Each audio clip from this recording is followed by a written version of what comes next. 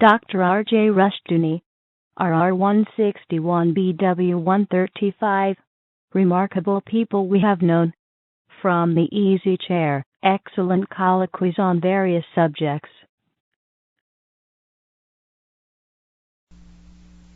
This is R.J. Rushdoony, Easy Chair number 243, June the 5th, 1991. This evening, Otto Scott and I are again going to deal with remarkable people. For my part, I'm not necessarily going to deal with very fine people. On the previous two occasions when we've dealt with the subject, I have considered only very fine and superior people, and I shall again. But I'm going to start with a man that I think about from time to time in these evil days. He was an Indian on the Indian reservation, a man who called himself a medicine man, but he was not that. The old-time medicine men who had really disappeared were herbalists, really. And one elderly Indian whose father and mother and grandmother had all been medicine people on a hunting trip on the reservation showed me different plants and told me of the properties of them. And in one instance, he refused to discuss a plant until his son was some distance away, because he said, this can induce hallucinations. It's a dangerous drug. The medicine men who were practicing were really men who indulged in various incantations and made a pretense at being medicine men, or were despised by the older ones. The one I'm going to talk about was very different. He called himself a medicine man, but he was really a Satanist, I would have to say. He was a very strange person. No one liked him. Everybody respected him because they were afraid of what would happen if they did not.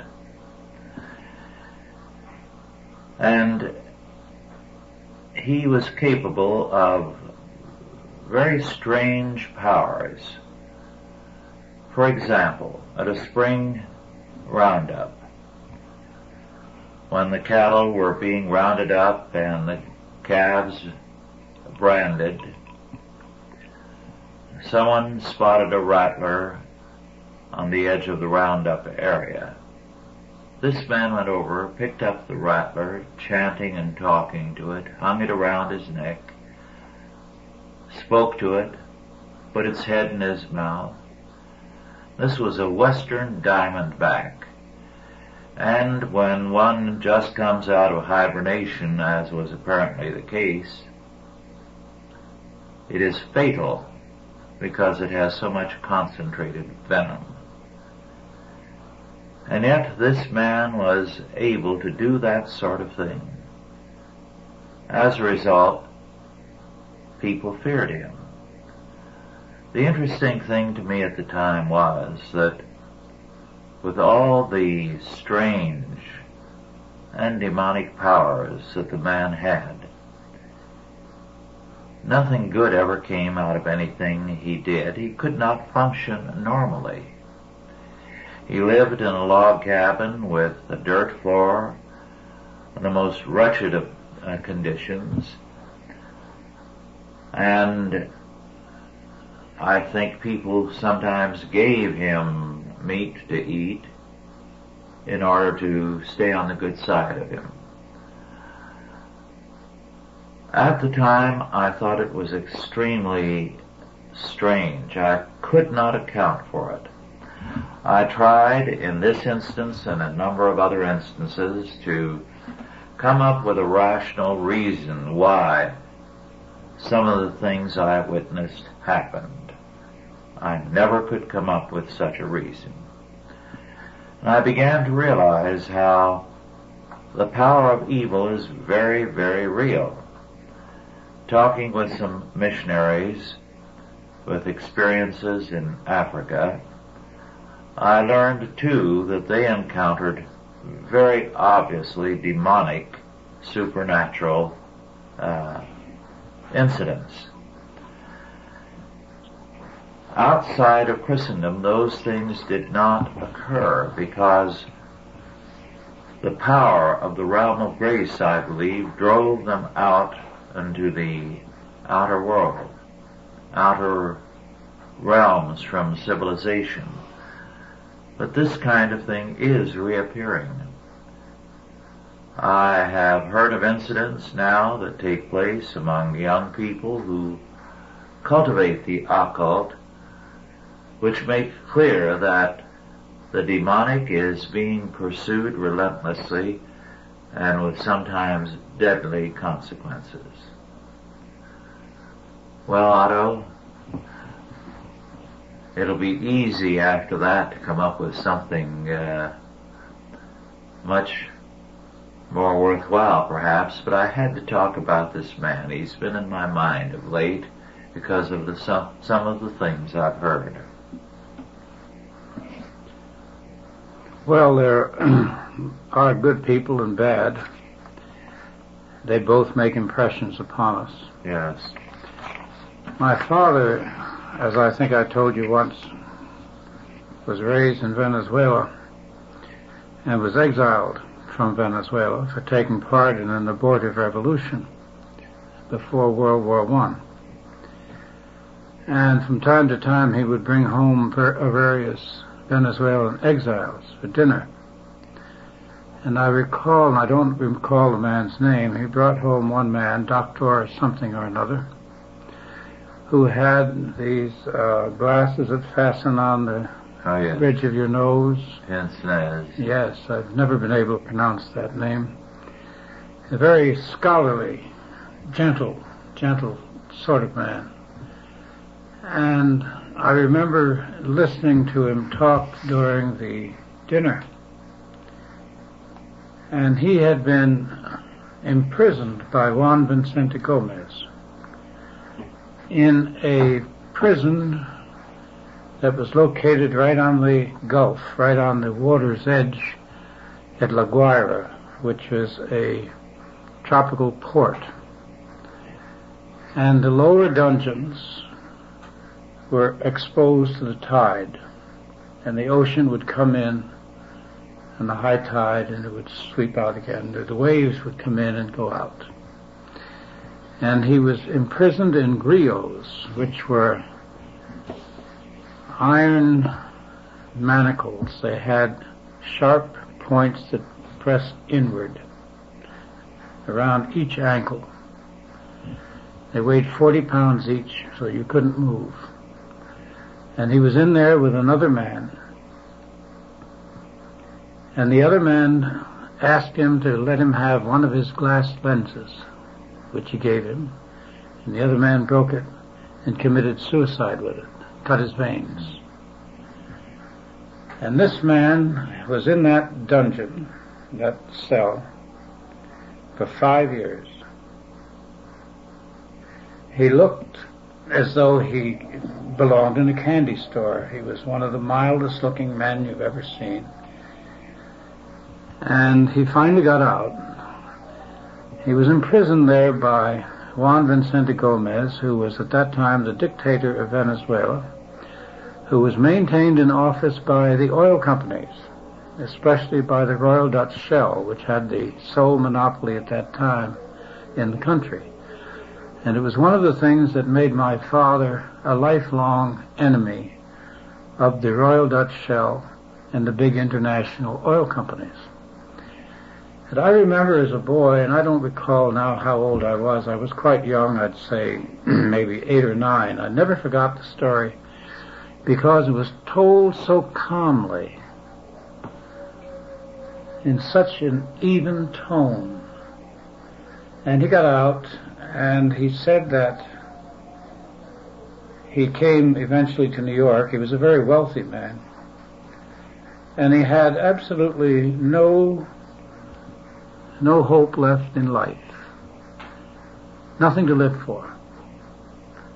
And he said some American friends decided to take him to a football game. He'd never been to an American football game. They took him to a football game, and of course he said they had blankets and they had a flask of whiskey, brandy or whatever. And he said they introduced him to a woman rather attractive who was in her late 20s. And he chatted with her and discovered that she was in the same frame of mind. So he said they got married. That was the strangest turn that I remember, even when I was only a boy of 8 or 9, being startled by the whole turn at which this story took. And I never saw him again. My father never brought him home again. But I never forgot the story. And it was obvious that after the marriage, he apparently had found life worth living, because there he was at the table and he was smiling and apparently well adjusted and so forth. It's interesting, because I thought about it when you were talking about the Indian medicine man, that Juan Vicente Gomez was a very, very evil man. I've just been reading a part of an essay, so-called essay, by Lance Morrow in the latest Time magazine on the question of evil, and it's filled with long, windy sentences and very little point. Hitler seems to be his epitome of evil on earth. We have Pol Pot, we have Mao Zedong, we have Stalin, all of whom killed a great many more people than Hitler. But of course not the same kind of people. Juan Vicente Gomez is not very well known because the people he murdered were not fashionable people. They didn't attract the intellectuals of the world, and no books have been written about them. But he was half Indian and half Negro. He was widely credited with telepathic powers. He could look at men and read them. Nobody ever lied to Juan Vicente Gomez and got away with it. He slept in a different room every night. One night he had a nephew go into a different room, told him which room to go to, and assassins broke in and killed his nephew by mistake. And he died in bed with uncounted horrors behind him. So this is a world under a curse. And I think that's what most people forget. Yes. It was several years back you told me, not about this man, but about the prison and Gomez. And I subsequently read an article about the prison, which still stands. No, they tore it down. Oh, well, at the time of this article. Yes, they since tore it down. But yes. Gomez was dead for 3 days before they celebrated.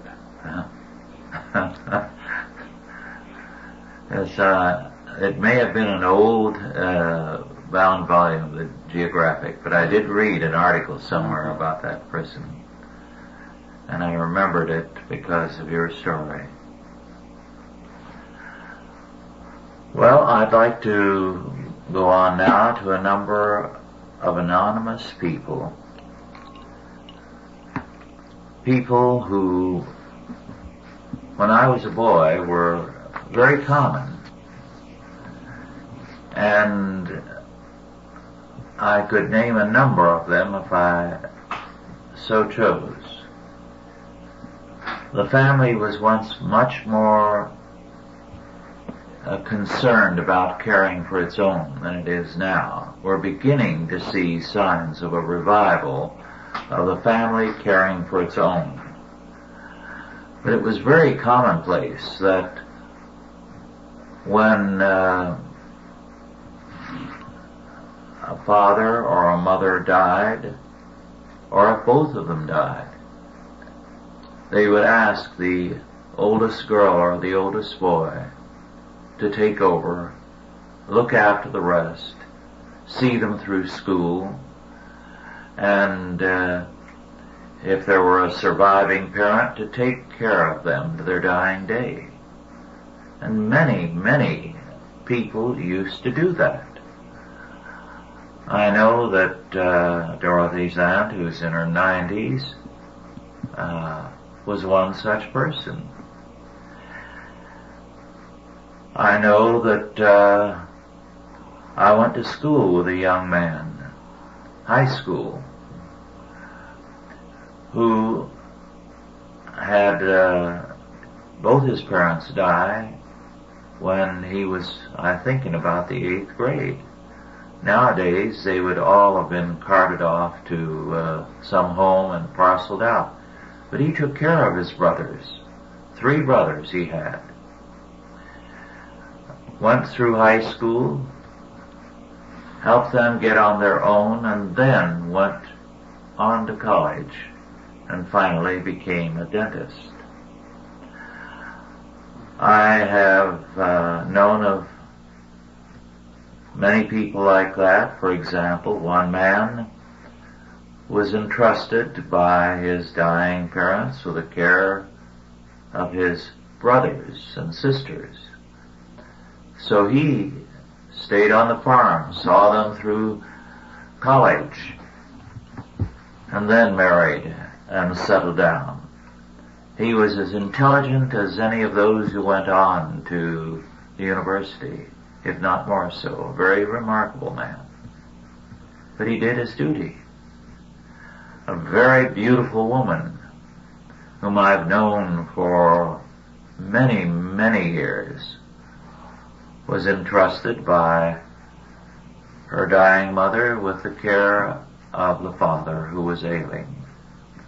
The father died recently, about 100 or 101. And I think for about the past 10 years, helpless. But she cared for him.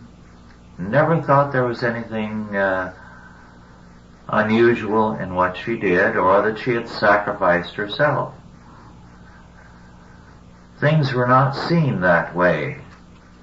The family was so important that one did those things as a Christian duty. Such people, and I've known a number, were full of joy and peace, no self-pity. I know one girl who was once one of the most vivacious and bubbly girls that I knew when I was in high school,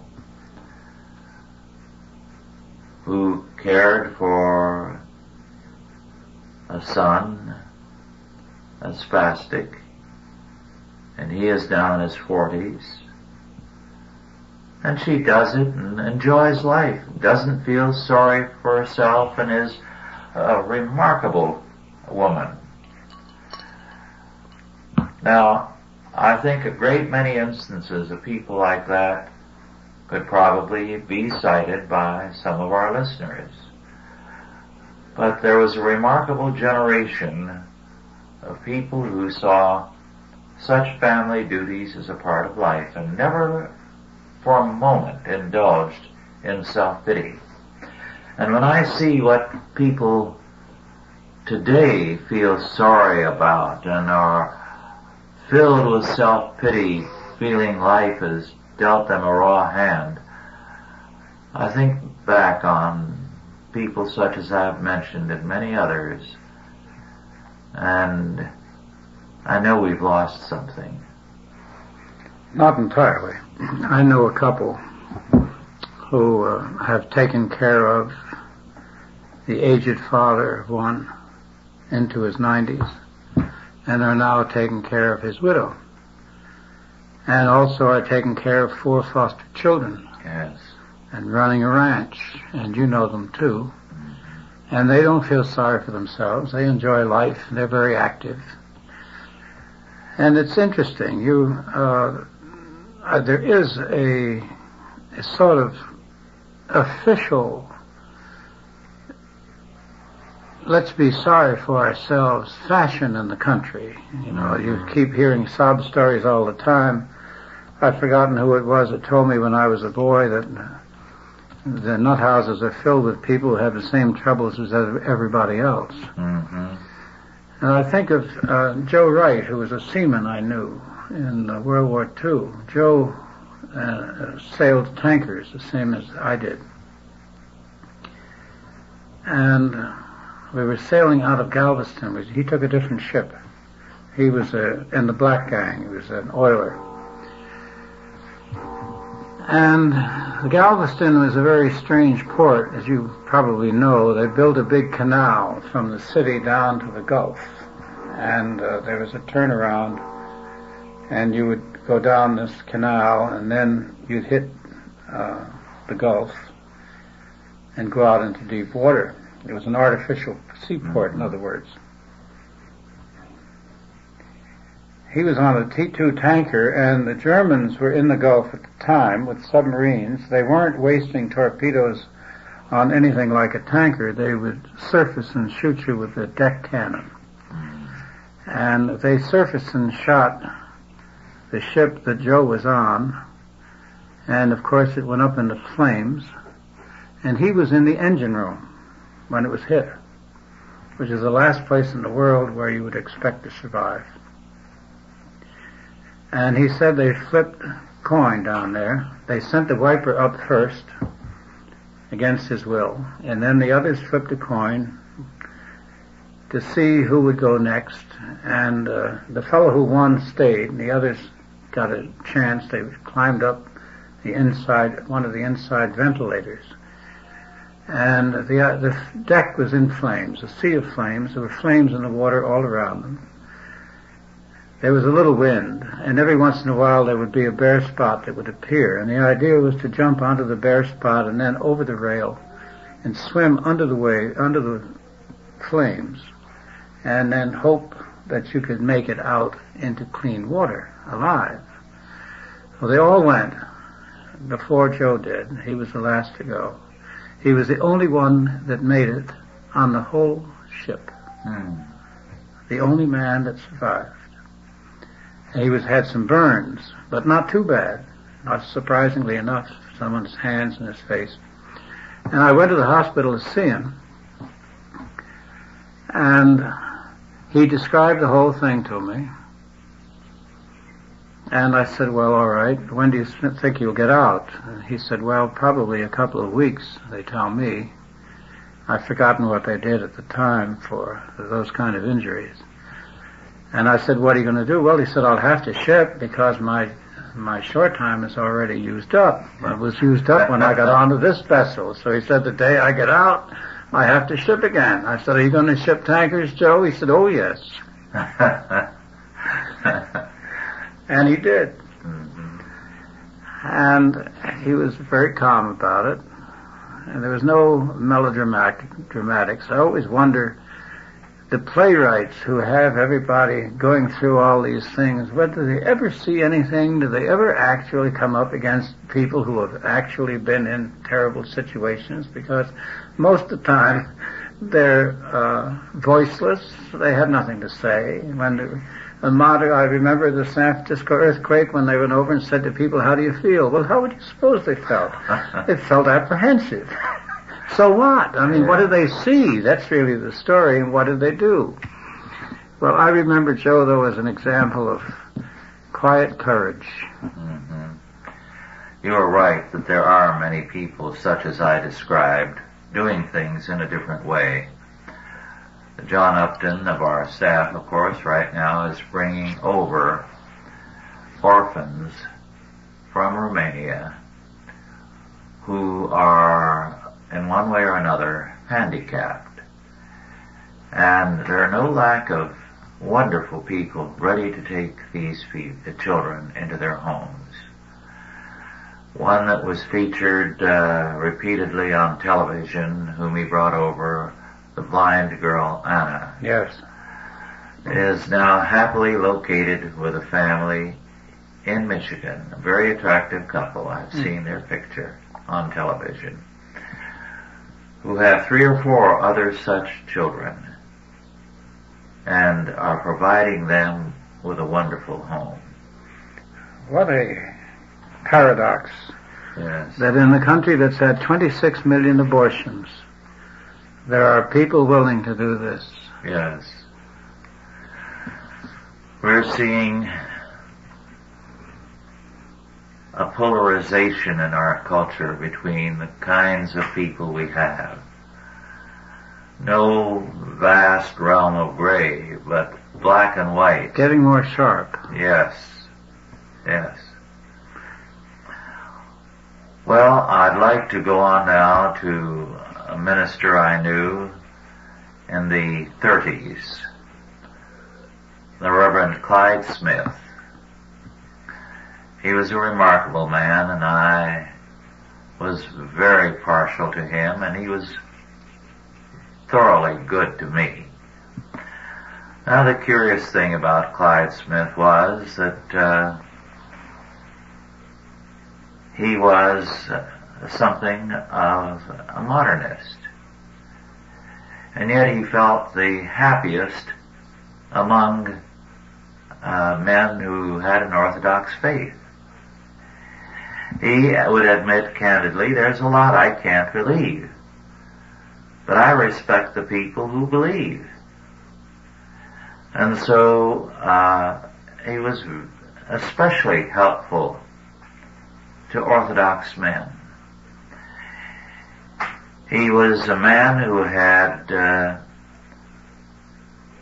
a very curious historical interest in José Rizal, the great hero of Philippine independence in the era of the Spaniards. And he delighted in opportunities to give a lecture on José Rizal. Well, one of the things that I liked about Clyde Smith, before he came to California, much earlier, he had been a pastor in a rather wealthy congregation in the Chicago area. And the time had come for a new and a larger building, and the pledges were taken by members and brought in. And one of the very wealthiest men in the church, which was made up of wealthy men, had given a check for $5,000. And Clyde Smith took and returned the check to the man and said, I can't accept it. And the man said, why? Because, he said, I think it's insulting to God. This is like putting a penny in the plate for you, and I think it's contemptible. Well, the man cussed him out thoroughly, told him to get out, and Clyde Smith said, not before I tell you what your responsibilities are under God, and you're going to listen to me. And so he ticked him off in no uncertain terms and said, you're not going to treat Jesus Christ and his church with contempt. And that $5,000 check was contemptuous whether you knew it or not. You were simply being a part of it because you are in the church as a matter of public relations. And he said it was a stormy afternoon, but before it was over, the man was a Christian, a thoroughly changed man who wrote out a huge check and thanked Clyde Smith. And he said he was his best friend thereafter. If you write that story and have it published, it'll be picked up by every minister in the United States. We had a family friend in New York named David Cassidy. And Mr. Cassidy was a major in World War I. He was an executive in the Berlin Printing Company in New York, which later became involved in a rather spectacular scandal, but Dave was a New York Irish politician. Although he was in the printing business, he used his political contacts to get contracts and business. And a very good friend, a member of Tammany Hall, which he called the Wigwam. And when I went back to New York after being away for 3 years as a runaway, I wanted to get back. I wanted to get a job in New York journalism, but my country experience wasn't very impressive. Mr. Cassidy put me through several different tests. He didn't say there were tests. He just asked me if I was willing to do anything, any work at all, and I said yes, I was. So he sent me to the Paper Handlers Union. And they had an office, or one of their offices was in Park Row, in the very top, almost the attic sort of a large office building. You got to the end of the elevator, you went up a flight of stairs, then you went into a little foyer where there was a man behind a cage, regular old-fashioned Union style. And I said, Mr. Cassidy sent me, and he said, okay, go on in, and there was a bunch of tables and men playing cards and so forth. And I was dispatched to the docks. And on the docks, they had the Paper Handlers Union takes the big rolls of newsprint that come off the vessel. These longshoremen take it off the vessel and put it on the dock. The paper handlers come with a hand truck and balance one of these rolls on a hand truck and wheel it into a warehouse and stack it up against the wall. They weigh about 22 to 2,600 pounds each. So balancing those on a hand truck was a fairly delicate matter. If you did the wrong thing, they would pick you up with a knife and fork. It would be the end of you. But I wobbled my way through for an hour or so while the foreman watched me, and finally the foreman said, "Hey, kid, that's enough." He said, "Go sit down. We'll get a horse." "Hey, Joe!" And Joe came over, had biceps as large as my thighs, and he said, "Pick up the hand truck and go on," and so forth. So I appeared every day for 2 or 3 days after that, with more or less the same routine. And then I got a call from Mr. Cassidy. And Mr. Cassidy said, "I have another job for you, something maybe a little bit better." The second job was in a press room, working as a flyboy. They don't have them anymore, I'm sure. But in those days, a big rotary press would put out newsprint. Every 50th would have, say, a little projection so that you could keep the count. You would have a little metal table. You'd put a piece of string on the metal table. You'd pick up the newspapers from the print, from the press, and take it over and stack them in hundreds or 150 or whatever. Tie them, carry them over, stack them against the wall, fly back to the table, put a piece of string back on the table, and catch the next one before it fell off the press. That was what they call flying, and you did that for 8 hours, beginning at 4 in the afternoon and ending at midnight, and your second day's shift began 1 minute after midnight until 8 in the morning. So you did it for 16 hours. You did a double shift, and you put in 40 hours a week. And I flew for that place. They printed Il Popolo d'Italia, which was in the rotogravure, which was Mussolini's organ in the United States, and it was the printing company was located in Hell's Kitchen in the Italian district. And when I got off sometimes at midnight, I remember that you'd go from about 12th Avenue or so, you might hear a voice saying, "Hey, have you got a match?" And your best thing was to keep walking. The next block, there were streetwalkers. And then a couple of blocks after that, there was the New Yorker and the hotel bar at the New Yorker where they charged 15 cents for a glass of beer to keep the rabble out. Well, I did that for several months. And then I got another call from Mr. Cassidy, and the third time around he sent me to the United Feature Syndicate, which was the writing arm of the United Press, and I got through that and I went to work where I wanted to go. But first I had to be proven. And I remember that about the time I went to work for United Press, I felt that I was going to get a pretty good salary and so forth, so I had lunch with Mr. Cassidy. I asked him to lend me some money, and he did. He lent me, I don't know, remember, a couple of $100 or whatever it was. And several months after that, I accumulated enough money to pay him back, and I invited him to lunch in the same place that he had taken me, which was a rather fancy place. And he was very pleased, and he came, and we had a nice conversation, we had lunch, and I took the money out and gave it to him and said, "Thank you very much." He said, "What's this?" I said, "It's the money you lent me."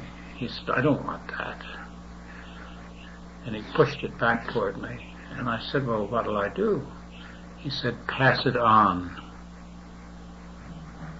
And it was like a big light dawning. It was the first time I realized that you were supposed to pass it on. I'd never forgot it. Never forgot Mr. Cassidy. Well, I'm going to deal now with a wasted life. I'll only refer to this man who's been dead perhaps 40 years or more, except by his nickname, Woof Woof. Great name. Yes. He was a very brilliant man and a perpetual student. Early in the century, he had received a bequest from a relative that would enable him to live comfortably as long as he was a student. So, when he died, the funds were to go to a charity. And he decided, therefore, not only to complete his studies and the graduate work he had planned, to go on studying and live on this income. Well, then along came World War I and the inflation of the 20s, and things never returned to what they were in the early years of this century, when $20 a month was a good paycheck for a working man, only it wasn't in check form. It was one $20 gold piece. So Woof Woof found that after about 20 years or 30 years as a student, in fact more, he no longer was making as much. But he hated to give up, so he reduced his lifestyle. He had never married, and he continued going from one department to another, taking all their courses, and then making the rounds again if any new courses were given.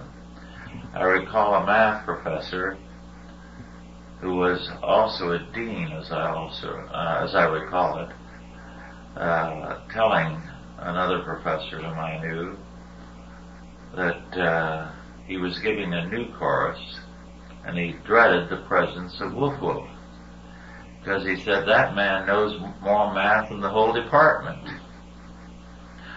He was called Woof Woof because he would, in a sense, bark and growl at people, very withdrawn. The curious fact is that with time, his limited way of life became a habit to Woof Woof. He lived meagerly.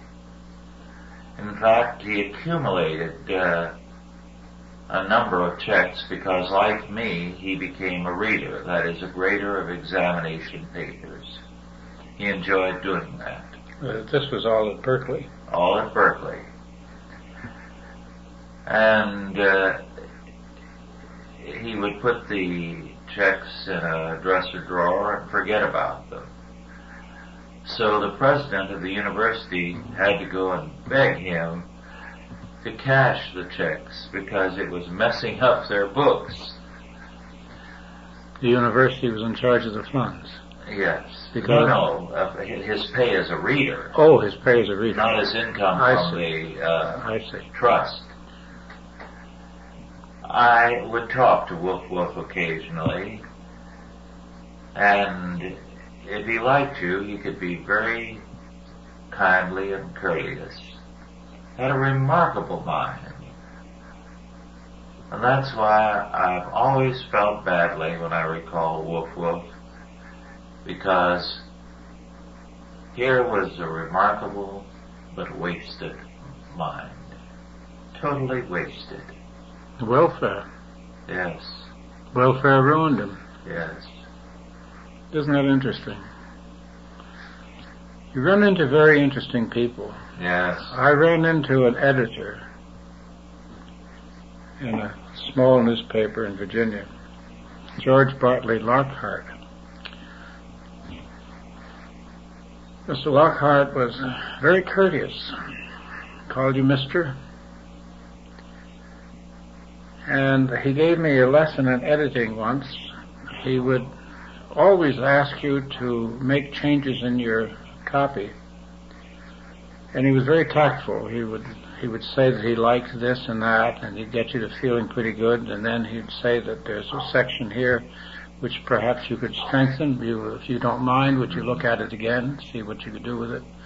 And it was only until you got back to the typewriter you realized that you'd have to rewrite the whole damn thing. But he made you feel very good. And I recall occasionally he would insert something, but very minor, and he'd always ask your permission. One day he asked my permission to put something in, some phrase or another, and I said, oh, go right ahead. And I said, why ask? Well, he said, everyone has a style in their speech and in their writing. And he said, a natural rhythm. And he said, if somebody inserts a foreign phrase, he said, that's sort of like a little flat wheel. And if enough foreign phrases are inserted by other hands, he said, after a while, the copy will not ride any longer. It'll be bumpy. And the reader will not know what happened, but something is wrong subliminally. So now you know what's wrong with business writing, which many people take part in, and so forth. But the thing that I remember Mr. Lockhart most for was that he had another side. He could be very severe. And I went into his office on one occasion. The door, of course, was always open, and he had his back to me, to the door. He had his telephone was on the windowsill behind him, and he swung around in his chair, and he was on the phone, and he was very angry with somebody. I forgot what he said, but there was no mistaking the way that phone went, the tone of voice, and the way that he slammed the phone down. And then he swung around in the chair, and I braced myself for an angry face, and in that swing, his expression completely changed, and he turned a completely calm face to me and said, "What can I do for you?" I'd never saw such perfect control in my life. I had never realized that it was possible, and it was a great lesson. Yes. Well, when I was on the Indian reservation, I came to know very well a Sunday school missionary who covered the whole state of Nevada. He would go from one isolated ranch to another, to little mining camps, to sleepy towns that had been once great mining camps and were now on the way to being a ghost town. And where there were enough people to hold a service or leave material at an isolated ranch house for them to teach their children. He had a statewide influence politically as a result. Living in Carson City, the capital, he knew what was going on. And the politicians in Carson City detested him. Why? Because every shady deal they pulled in the state capitol, Adam Shriver knew about. His wife stayed there all the time. And as he would travel and people would ask him what's happening at Carson City, he would tell them. And he could make or break some people when it came time to run for office. But Adam began in the days, years and years earlier, before the Model T and then with the Model T, carrying a sleeping bag, sleeping wherever he could. And he had some interesting experiences. For example, he went once to this newly established mining camp. And he stopped at a bar and asked if there were a place in town with a piano and room enough for a service. He'd like to have a service the next morning. This was a Saturday evening. And the bartender pointed him across the street. These were all jerry-built places. And when he went across the street and knocked and was ushered in, he knew immediately he was in a house of prostitution. All the girls presented themselves at once. And he calmly introduced himself as the Reverend Adam Shriver. He understood they had a piano, and he wanted to hold a service the next morning. And the woman who ran the house was tickled by the whole idea, so she said yes. And of course every miner had to come to see how this preacher performed in such a setting. And Adam knew they would. So he had almost every person who was not in the shaft right there crowded into that little house and standing in the doorway to hear him. And he gained a lot of respect from that incident and began to hold services regularly in that town with some remarkable results. He had a picture that was very interesting. It was from one mining camp, and this went back before World War I. And it showed a wash tub on top of a frame of posts with holes punched in it, and another wash tub at the bottom to catch the water.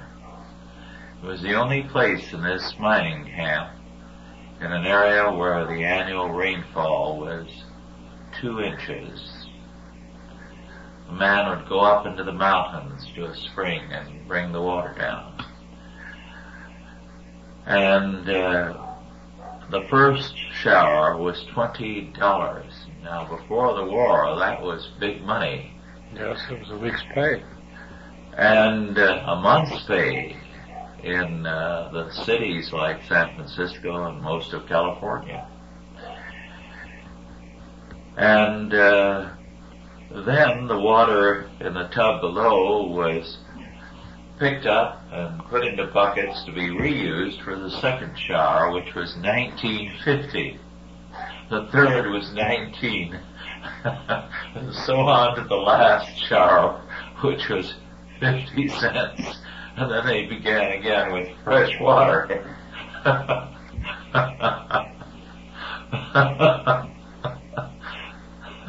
Hard times. Yes. I always was tickled by that photograph he took.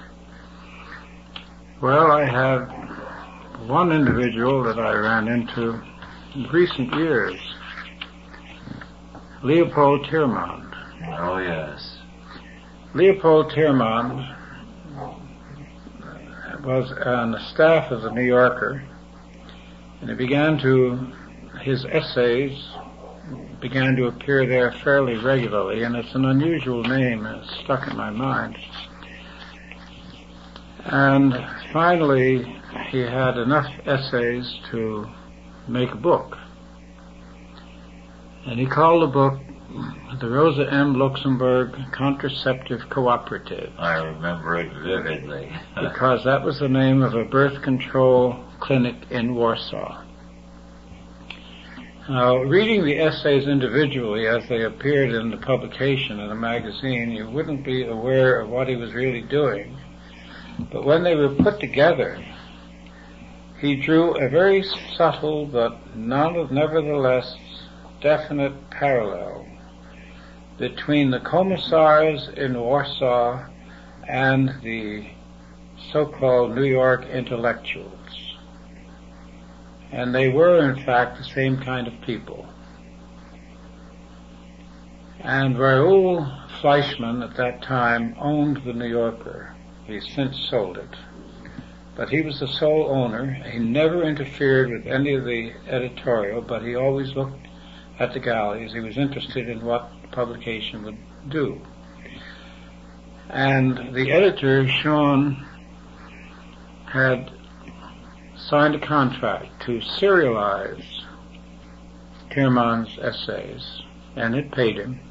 And that was a big coup. Only John Hersey before that had been serialized in the New Yorker, and this was a tremendous thing.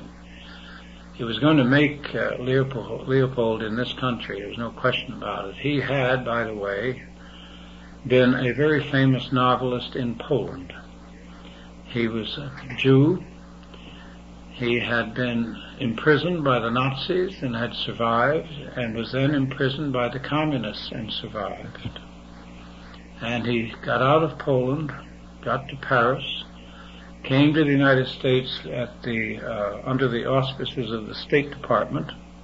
He was a very little man, physically. Very big man in other ways.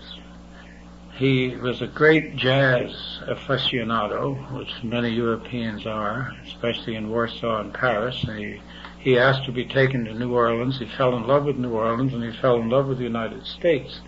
So he landed in New York, and he was in the New Yorker, and he was on the verge of this great American success when Raoul Fleischmann stopped the publication of his essays in book form. Killed him. And he said, well, of course, he said, with an insult like that, he said, I had resigned. But he said the strange thing was, he said, in the free America, was that suddenly all doors closed. All the doors in New York closed. And it was at that point that John Howard of Rockford Institute called upon him. And Leopold told him the story, and Howard said, what can I do for you? And he said, you could give me a platform. So Howard funded what they called the Chronicles of Culture. And it began, by the way, with an outline that I provided. I suggested that it be on ordinary newsprint, that it would be very austere, aimed at an academic audience, with a minimum of illustrations, in fact none, and that it devoted itself mainly to dissecting what was coming out of the liberal camp in the name of literature, to beware of this and to deride that and so forth and so on. And that was the form in which it first appeared. And Leopold, as you probably know, died of a heart attack 2 or 3 or 4 years ago. I've forgotten now how many. He was on the way to turning Chronicles into an international intellectual publication of considerable merit. He had a remarkable grasp of the written English language, although he had very heavily accented English, because Polish into English is very difficult. And he had a terrible temper, which I suppose goes with the trade. He showed me the first 2 chapters of a novel and it was in the straight Polish style. It was a novel in which nothing happened. Nothing happened the first chapter. Well, you could forgive him that, but nothing happened in the second either. And it was obvious that nothing was ever going to happen. It was just going to go on this way. And I said, Leopold, this is impossible. Well, I thought he was going to strike me. But he was a wonderful example of great courage. I asked him at one point how he happened to allow himself to get caught in Warsaw by the war. Because I said I was certainly a long way from the war in New York at the time, and I knew it was going to happen. We all knew it was going to happen. I bet $100 it would happen on September the 1st, 2 months earlier. So he said, I knew it was going to happen too. I said, where were you? He said, in Paris. I said, well, why did you go to Warsaw? He said, to see my father. He said, I knew there was going to be a war, and I wasn't sure that he or I would survive it. So I wanted to see him. Hard to forget a man like that. Yes. Well, our time is nearly up, and there were a couple of other things that I wanted to cover. But perhaps on some future occasion we can return to this basic subject of memorable and remarkable people. We have more of them around than we recognize, and often they are not well known, but are very superior, very remarkable people. Well, thank you all for listening, and God bless you. Authorized by the Chalcedon Foundation. Archived by the Mount Olive Tape Library. Digitized by ChristRules.com.